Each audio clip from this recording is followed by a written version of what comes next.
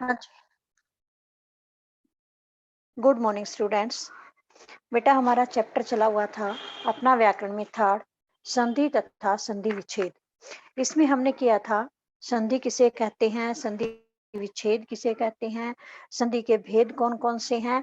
तीन भेद है, स्वर संधि, व्यंजन संधि और विसर्ग संधि।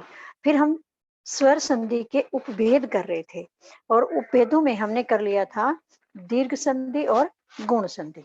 अब आगे देखिए वृद्धि संधि। वृद्धि संधि किसे कहते हैं? वृद्धि संधि में इसके अंदर अ आ के बाद यदि ए आई आते हैं तो दोनों मिलकर ऐ हो जाते हैं, और ये ऐ जो ऐसे लिखा हुआ है ये हो जाते हैं। तो हम कोई भी वर्ड लिखेंगे उसके ऊपर मात्रा आएगी तो ऐ में दो मात्रा आती है। ए लिखते हैं तो एक मात्रा आती है, ऐ लिखते हैं तो ऊपर दो मात्रा आती है। अब आगे उदाहरण में मैं आपको समझाऊंगी।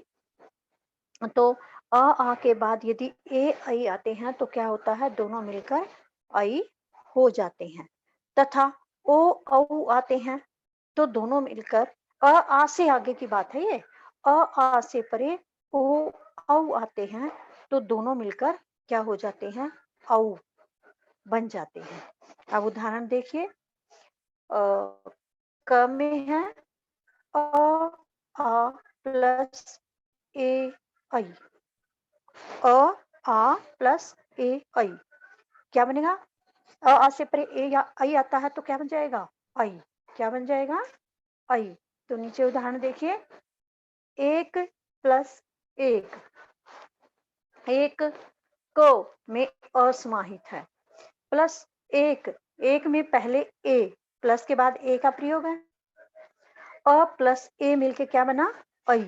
तो अब हम इसको संधि करके लिखेंगे तो ये बनेगा ए क के ऊपर ये ऐ को मैंने बोला था ना दो मात्रा आएंगी, जो हम ऐ बोलते हैं कैक, तो ये दो मात्रा है ए कै को।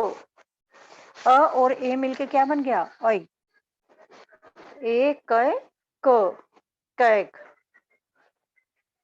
मत प्लस एक के, मत प्लस एक के, इसमें भी क्या है, अ प्लस ऐ है। ये ऐ होगा तो भी क्या बनेगा, ऐ। अ और ऐ मिलके भी ऐ बनेगा, मतैक्य। नीचे आ से देखिए, सदा प्लस ए, आ प्लस ए मिलके भी क्या बनेगा, ऐ, सदैव। नीचे अ आ प्लस ओ, औ के उदाहरण देखिए, इसके मिलने से क्या बनेगा, औ। अ आ प्लस ओ औ क्या बनेगा, औ। जैसे परम प्लस ओज, अ और ओ मिलके क्या बना, औ। पर म, परम आ गया, मात्रा आ गई औ, प्रमोज। फिर है, ये तो अ से था, अ से परे ओ था। अब अगले में देखियो, जल प्लस औध, जल प्लस औध, जल में अ प्लस औ, जल में अ प्लस औ, क्या बनेगा, औ। ज ल औ ध, जलौध। क्या बनेगा, जलौध। आ गया समझ कि ये कैसे अ और ए मिल के क्या बनता है, आई, और आ प्लस ओ औ होता है तो क्या बनता है, औ। ये होती है वृद्धि। वृद्धि मतलब इसमें वृद्धि हो जाना, डबल मात्रा हो जाना, बढ़ जाना, ये होती है वृद्धि संधि। अब उसके बाद देखिए गुण संधि, यण संधि, सॉरी, कौन सी संधि आएगी अब, यण संधि। यण संधि में क्या होता है, यण संधि में ई ई उ ऊ तथा री के बाद यदि इनसे भिन्न कोई स्वर आता है तो इनके स्थान पर क्या बन जाता है, य व तथा र हो जाता है।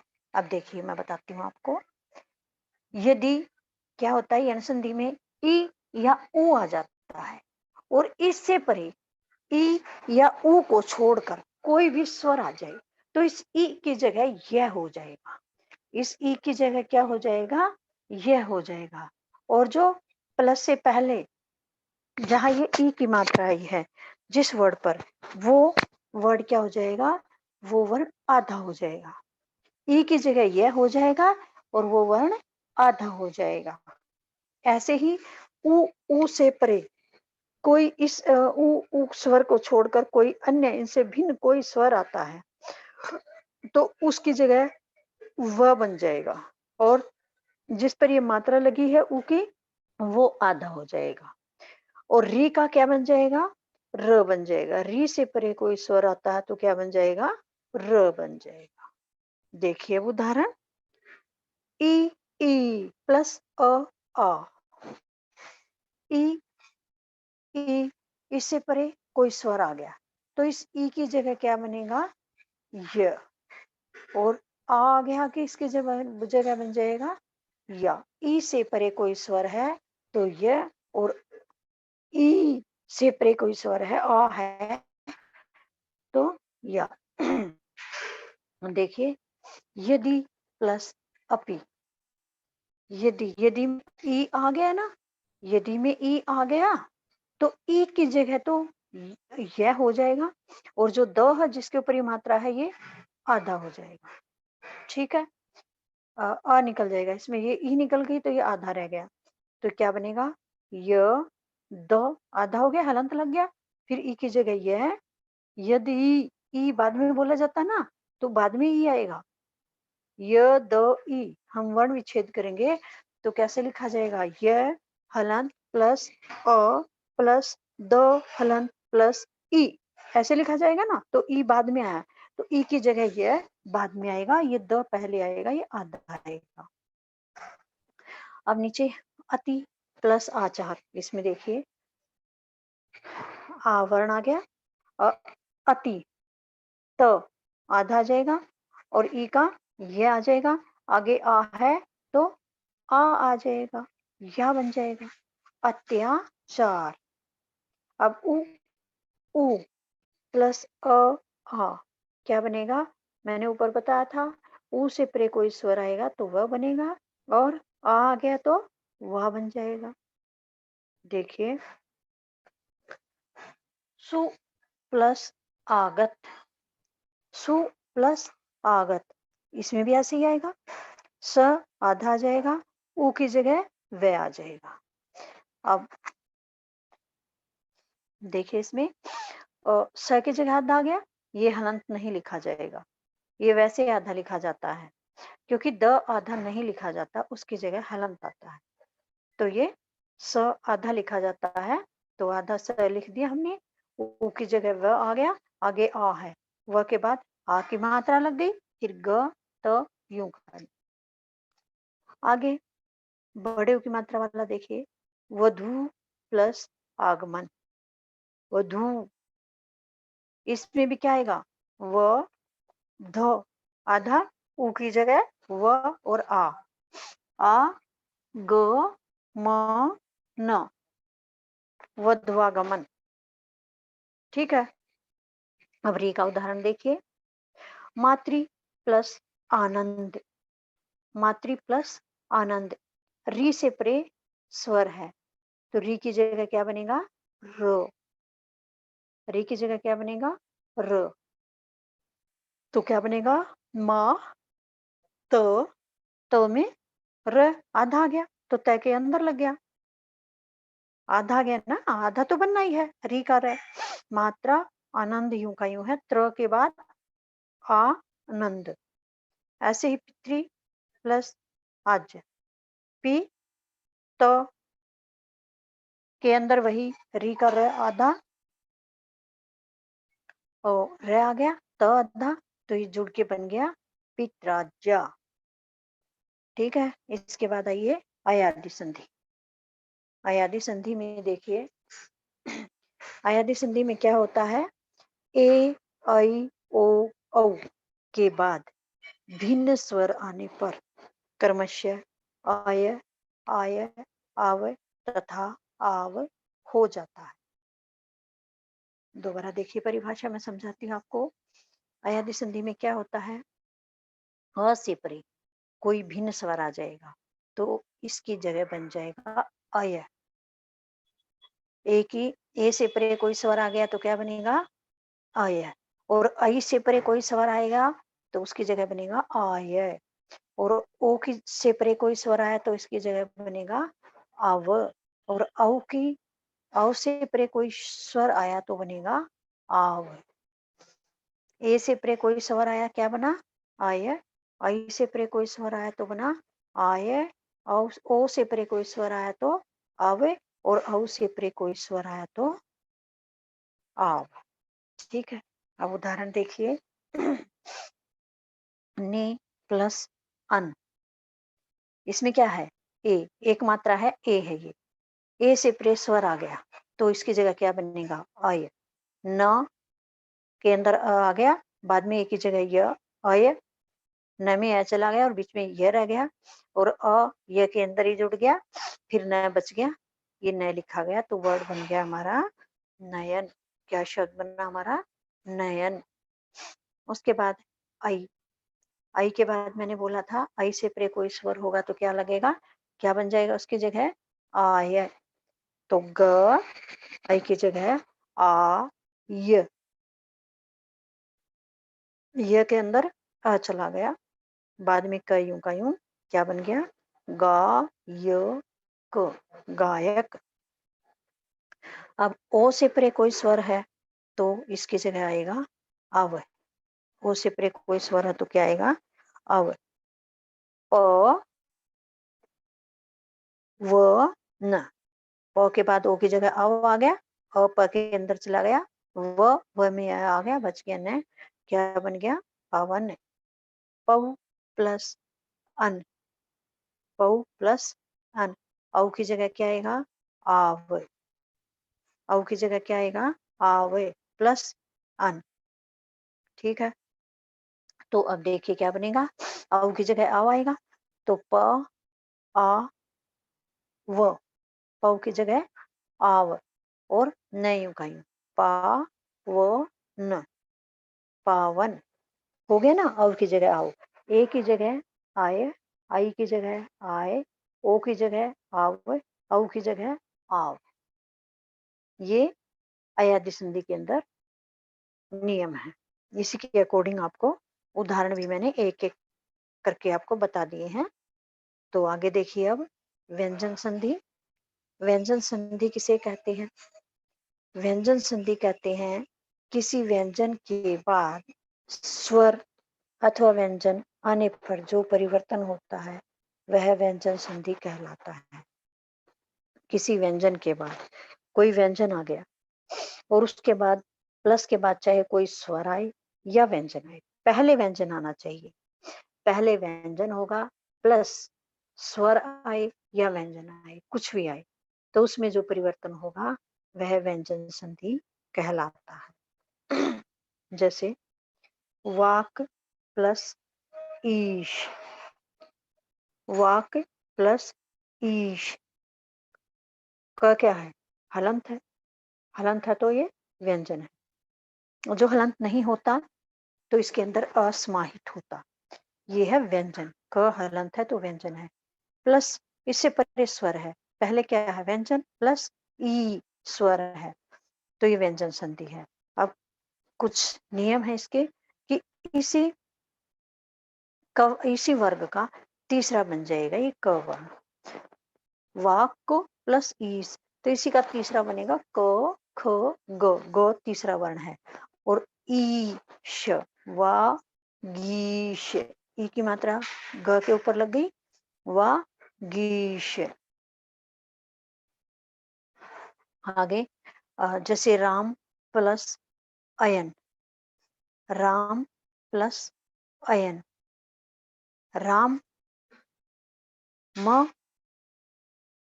प्लस अयन, आगे स्वर है तो ये बन जाएगा रा मा यन। आगे देखिए व्यंजन प्लस व्यंजन, ये तो व्यंजन प्लस स्वर के उदाहरण थे। अब ये व्यंजन प्लस व्यंजन के उदाहरण हैं।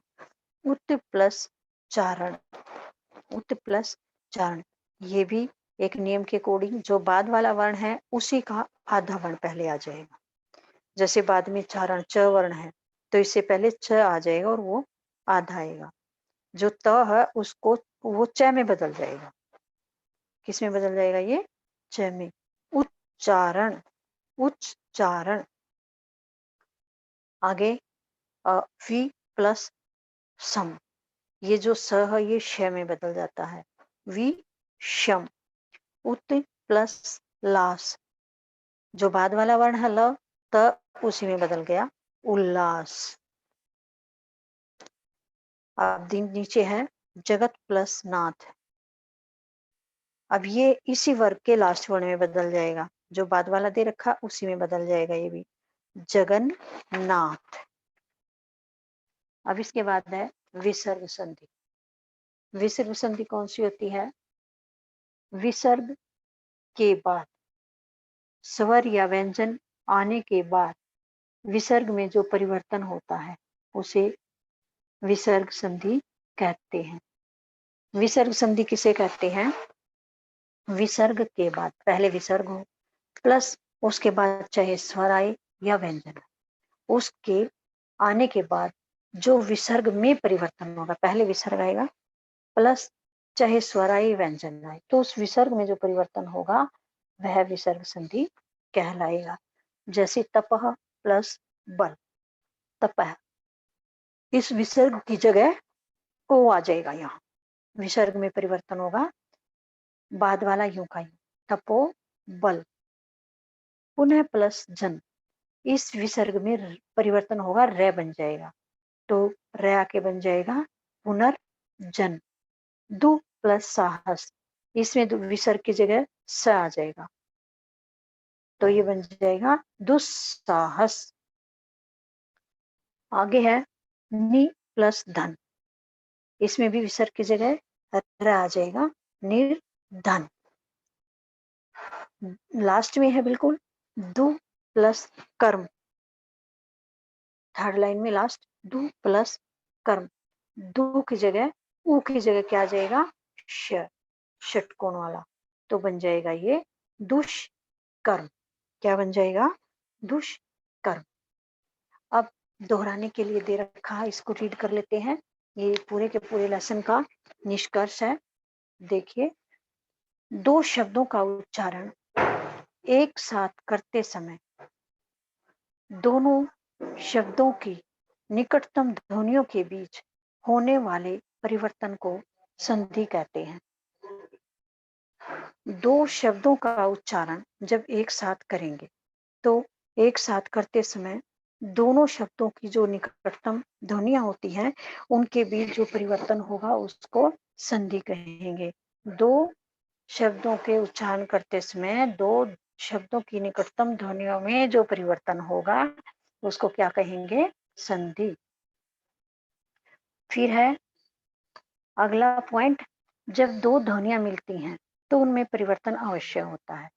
यह परिवर्तन कभी पहली ध्वनि में होता है तो कभी दूसरी ध्वनि में होता है, कभी दोनों में भी हो सकता है। संधि में क्या होता है? जब दो ध्वनि आपस में मिलती हैं तो क्या होता है? कभी तो पहले वाली ध्वनि में परिवर्तन होगा और कभी दूसरी ध्वनि में परिवर्तन होगा और कभी दोनों में परिवर्तन हो जाएगा। नेक्स्ट पॉइंट है, दो स्वरों का परस्पर मेल होने से किसी एक अथवा दोनों स्वरों में जो परिवर्तन होता है वह स्वर संधि कहलाता है। जब दो स्वरों का परस्पर मेल होता है तो उन दोनों स्वरों में जो परिवर्तन होता है वह क्या कहलाता है? स्वर संधि कहलाता है। क्या कहलाता है? वह स्वर संधि कहलाता है। स्वर संधि के कितने भेद हैं? स्वर संधि के 5 उपभेद हैं। कौन कौन से? दीर्घ संधि, गुण संधि, वृद्धि संधि, यण संधि और अयादि संधि। 5 भेद हो गए इसके, जो अभी अभी हमने किए थे कंप्लीट।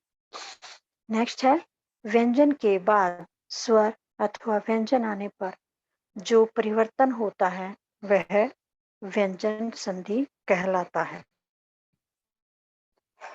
व्यंजन के बाद स्वर अथवा व्यंजन आने पर उनमें जो परिवर्तन होता है वह व्यंजन संधि कहलाता है। नेक्स्ट है विसर्ग के बाद स्वर या व्यंजन आने के बाद विसर्ग में होने वाले परिवर्तन को विसर्ग संधि कहते हैं। के बाद चाहे स्वर आए या व्यंजन आए, उसके आने के बाद विसर्ग में जो परिवर्तन होता है उसको क्या कहते हैं हम? विसर्ग संधि। ये अभी ऊपर मैंने परिभाषा आपको बताई थी।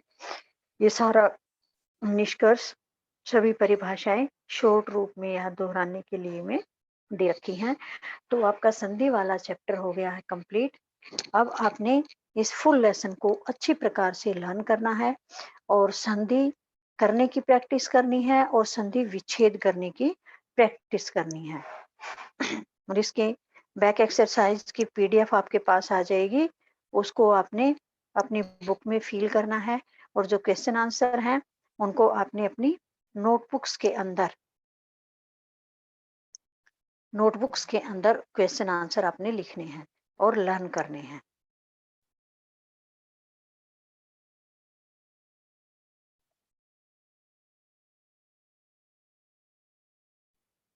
बलराम सर,